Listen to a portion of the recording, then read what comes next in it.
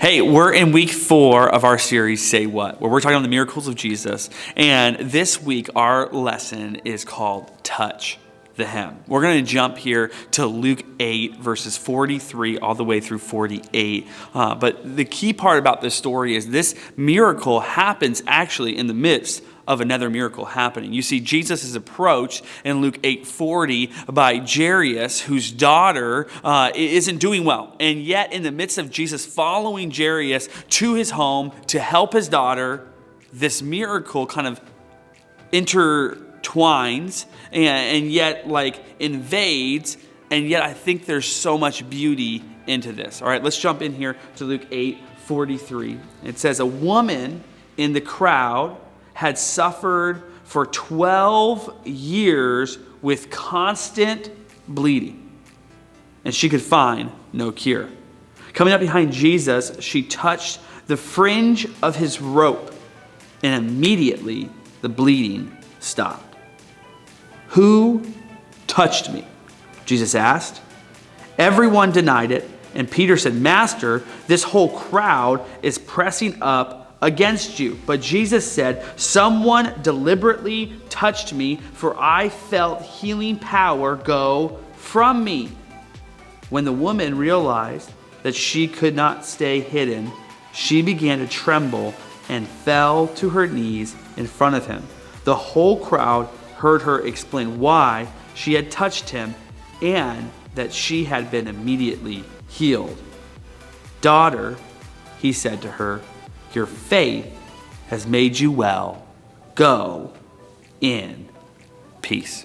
You see, this story is so cool, but I think that there is a perspective that this is showing us of how do we approach Christ in our lives. I think there's 3 ways that are key in which this woman approaches Christ, that I think that a lot of times we forget in our faith walk and in our journey in our lives. The first thing is that she approaches Christ with expectancy, not hesitancy.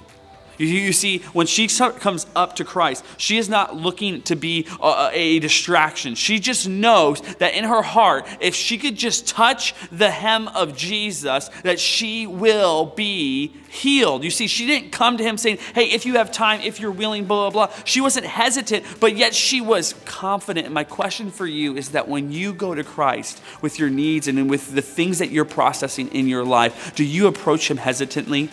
To basically say, I don't know if you can really do it. I don't know if you can really restore my family. I don't know if you can really fix this situation or this problem. Or do you approach him confidently saying, God, your will over mine. God, I want you to be glorified. God, how do you want to use or mend or fix these situations, and trust in Christ?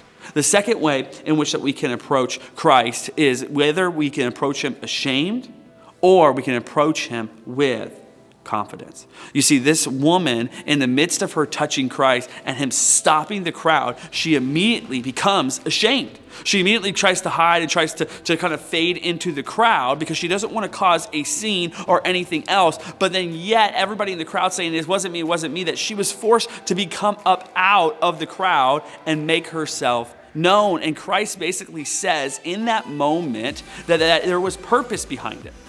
That there was no reason in which she needed to hide, because Christ wanted to know that her faith is what made her well. You see that there's confidence when we come to Christ. We don't have to be ashamed about what we're going through. We don't have to be ashamed about the different things that we're dealing with, or sometimes even where we're at on our faith journey. Some of us might be on a faith journey and we're like, wow, everything's going great and awesome. And there's these moments and there's ebbs and flows in our walk that sometimes make us ashamed to go to Christ. But yet we can come confident to him, knowing that he loves us and so desperately wants to be involved in what you're going through, but he wants you to come to him.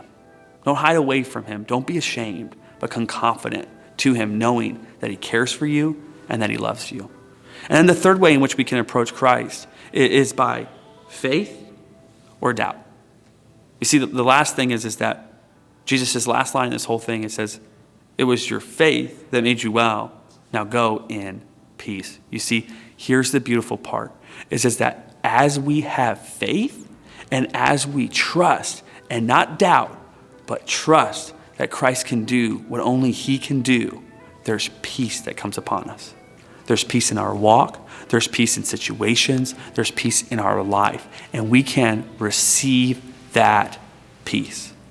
Because here's the other three things I want you to know about Christ. Is that he sees you, that he loves you, and that he wants a relationship with you. So be reminded of those things today as we reflect on this message on Say What about touching the hem of Jesus.